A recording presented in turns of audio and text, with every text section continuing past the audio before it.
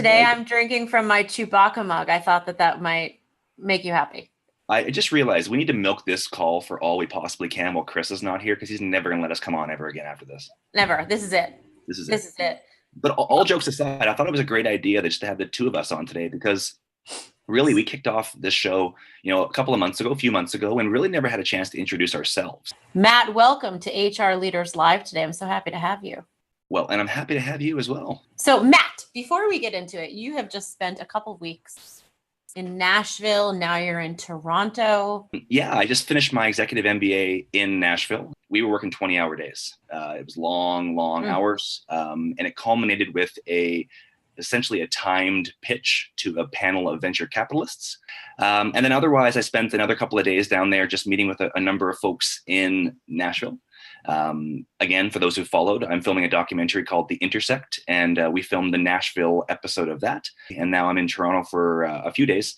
I'm attending the Great Place to Work conference here in Toronto. Actually, right after this call, I'm going to run out and head to a meeting at the Great Place to Work conference and have a chance to rub shoulders with some other HR leaders from around Canada and steal shamelessly all their secrets. If any of those leaders are watching today, I hope that they caught on to that and they'll protect their secrets. I'm bringing my pen and my paper. I want to know how you ended up in HR. By accident. So I actually applied on 2 jobs. One was in marketing and one was in HR. And I really wanted that marketing job, but they never called back. HR called back, and here we are. It will surprise people to hear perhaps that I had my first HR job with 0 HR experience and 0 HR education, like 0.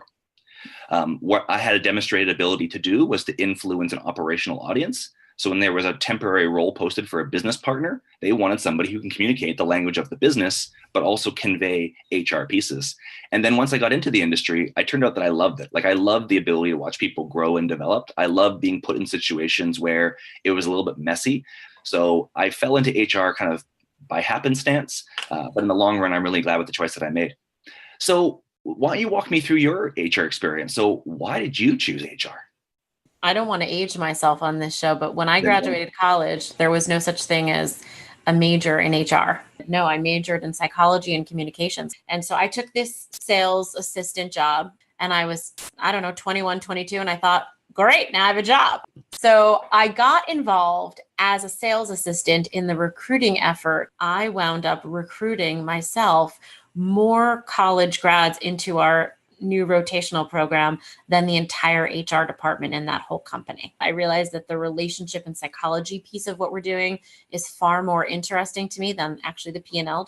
And I landed my very first job as an HR coordinator to the global head of HR of a massive global bank.